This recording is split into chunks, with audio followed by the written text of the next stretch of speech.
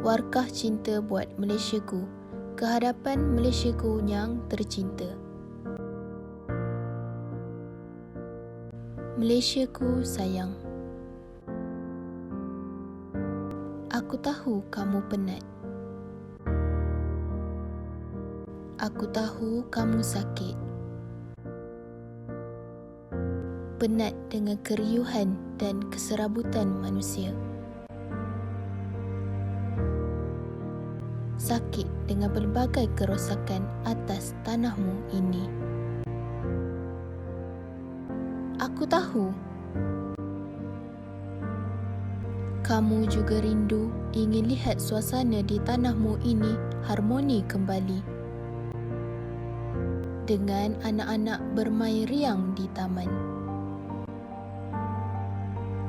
Rakyat berbilang bangsa duduk semeja menyokong pasukan kegemaran di kedai mamak.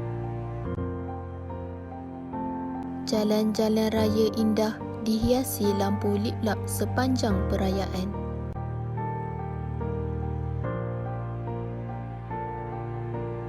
Dan gamatnya alunan syahdu takbir raya dan azan di corong-corong pembesar suara masjid. Malaysiaku sayang,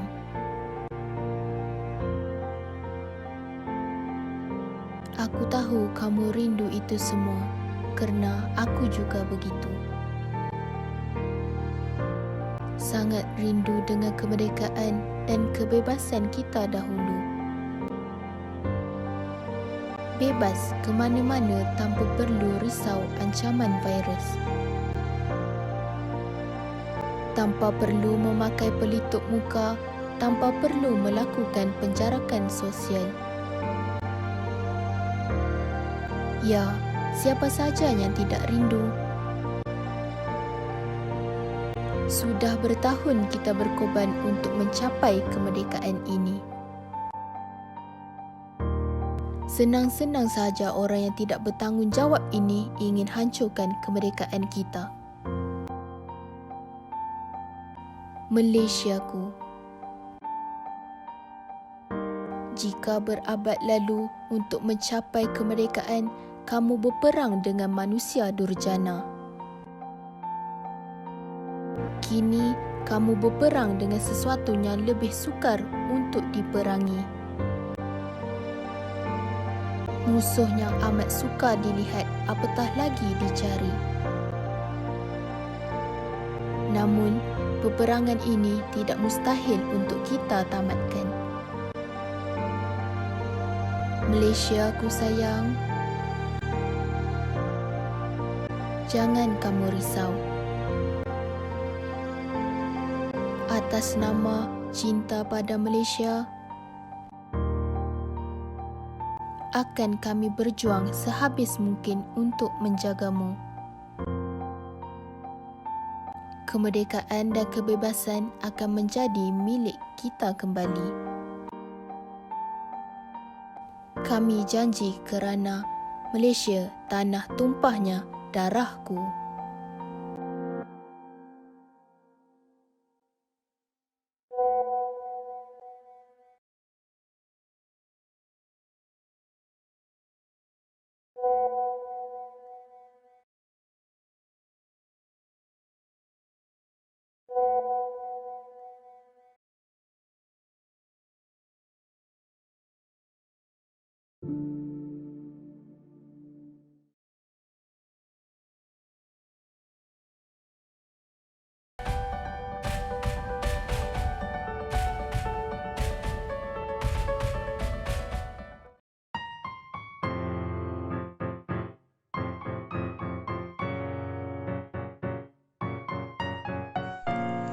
Lidah bangsaku tiba-tiba keluh di hujung satu dekad abad 21. Buana yang resah, buana tidak tentu akan segala yang mungkin alaf baru. Ketika kuasa-kuasa bertukar haluan, krisis ekonomi gelekat di tangan, budaya hidup yang terencat, sosial manusia yang bejat. Di sisi global liberalisasi, bangsaku hilang berani. Dari dahulu di bumi merdeka ini, bangsaku bingkas bangun berdiri. Bersatu langkah sederak serentak, yakin bangunkan nusa yang hebat. Dimalui, disegani, dihormati orang atas kekuatan aneka macam. Taat setia rakyat menjulang, satu padu bukan kepala, sepakat nikmat kemakmuran. Jika muncul aliran baru alu fikir, menenjah tanpa nyata batin sahir, nusa ini akan nanar, jadi pohon tidak berakar.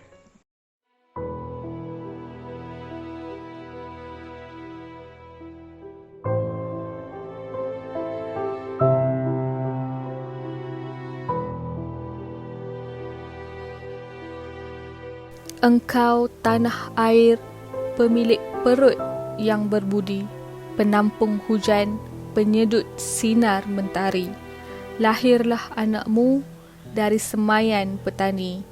Engkau ibu murni, dengan jasa abadi berdetik di denyut nafas kami. Kerana kita satu sama dipunyai, telah kau rasa segala seperti kami. Dalam ngeri perang, di dadamu dibongkar besi. Di mana-mana wajahmu tak pernah mati.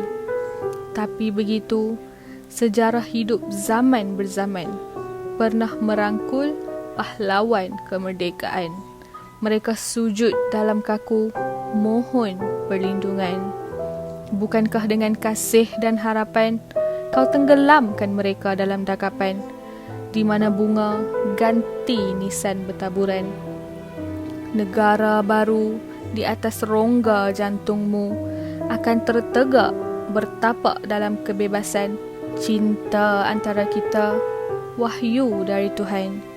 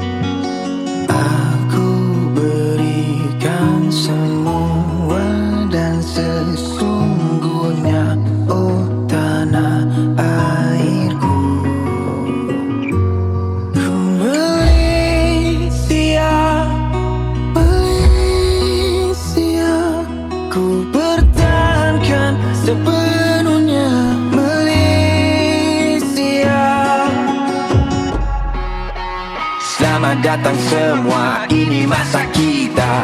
Tunduk berhemah, bukannya lemah.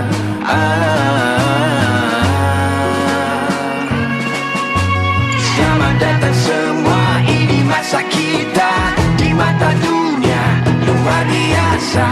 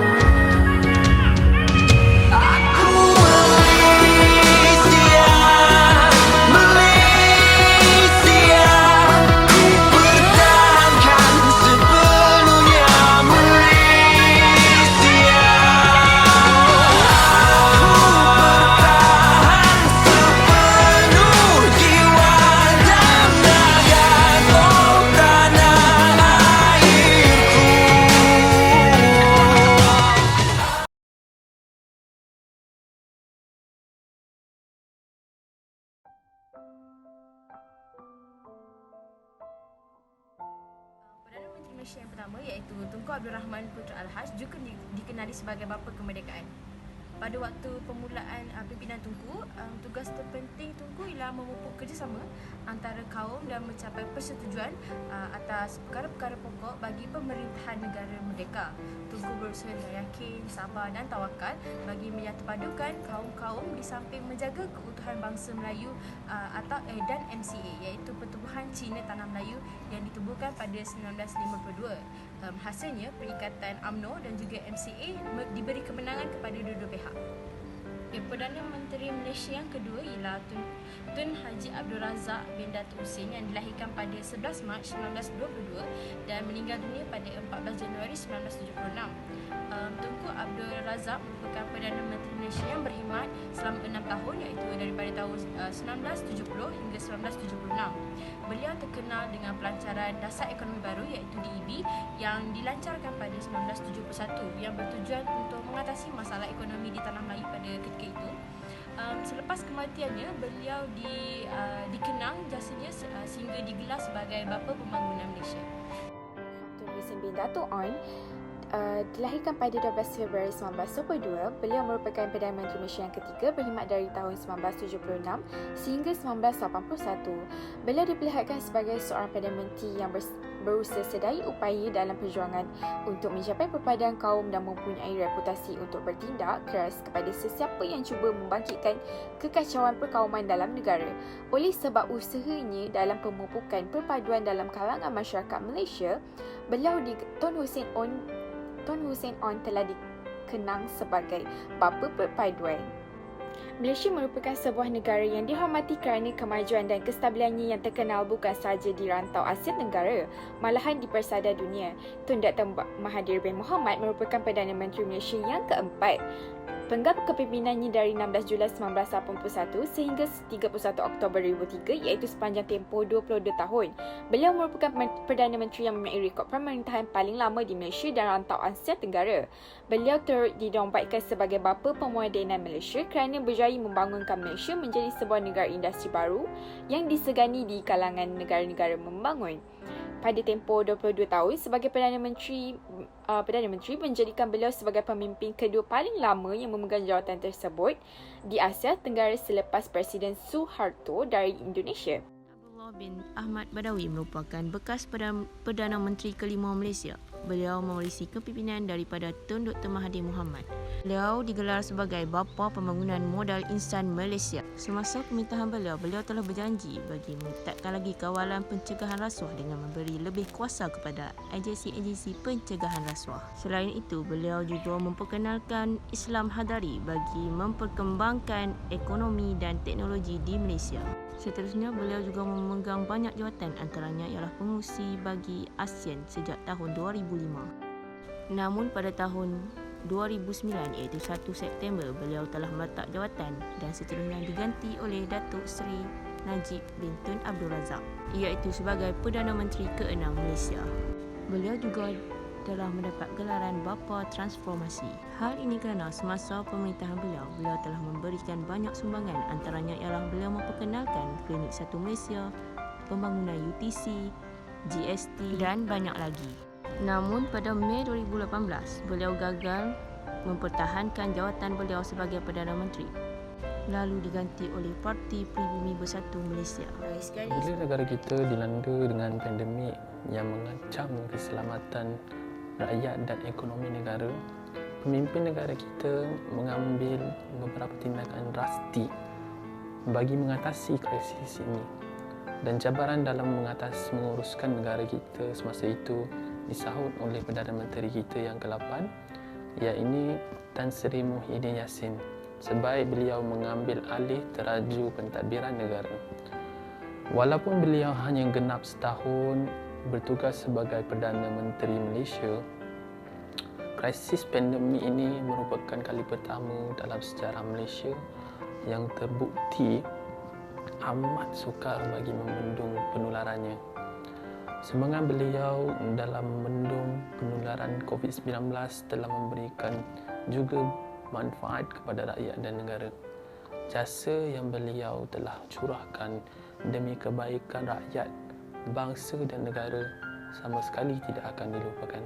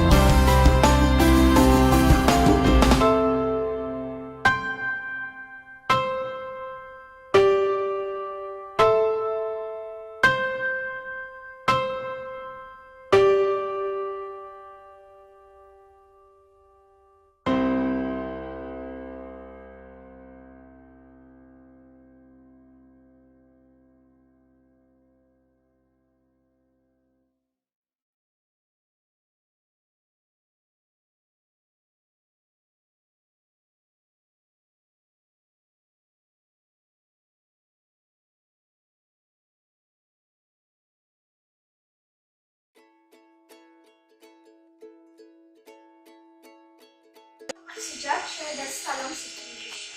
Hari ini saya ingin membincangkan tentang kemerdekaan. Siapakah bapa kemerdekaan kita? Tentulah kita tahu Tunku Abdul Rahman yang bila kita mendapat kemerdekaan pada 31 Ogos 1957. Kemerdekaan. Apa itu kemerdekaan? Kemerdekaan adalah negara yang bebas daripada kuasa penjajahan. Negara merdeka diperintah dan dipimpin sendiri oleh rakyat negara itu. Apa kita perlu bangga dengan Malaysia? Malaysia merupakan negara yang kaya dengan ekonominya, iaitu negara yang strategik, dan juga Malaysia juga terdiri daripada berbilang kaum, iaitu kaum terutamanya ialah Islam, Cina dan India. Dan Malaysia juga merupakan negara yang aman damai.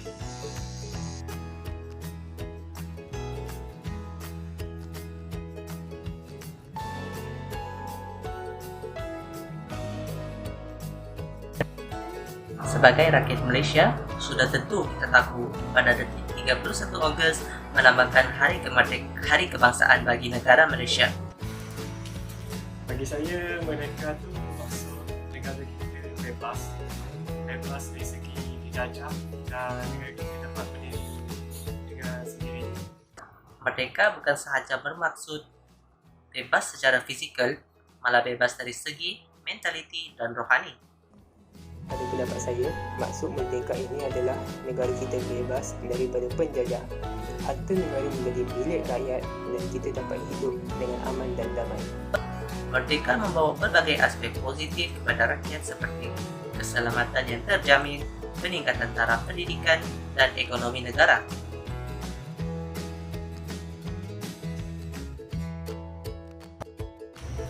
Apa yang saya suka tentang Malaysia?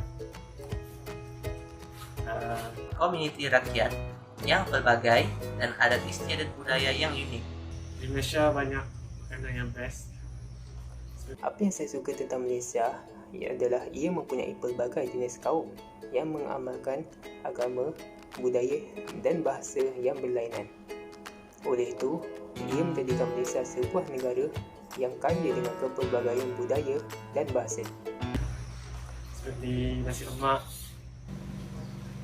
teh tarik, dan banyak lagi.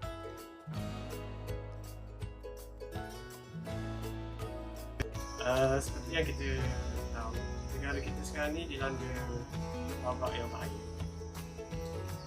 Dan ramai juga yang terkesan dalam keadaan ni. So, bagi saya, kalau kita semua bersatu padu, kita dapat menangani. Saya berharap setiap rakyat Malaysia dapat memupuk rasa bangga menjadi warga negara Malaysia dan sentiasa bersyukur dengan apa yang ada di Malaysia ini. Kita sebagai generasi yang lahir selepas kemerdekaan tercapai haruslah sentiasa menghayati dan bersyukur dengan hasil perjuangan generasi yang terdahulu. Oleh itu, ingatlah, sayangi Malaysia, kita jaga kita. Malaysia boleh. Saya sayang Malaysia dan Malaysia boleh.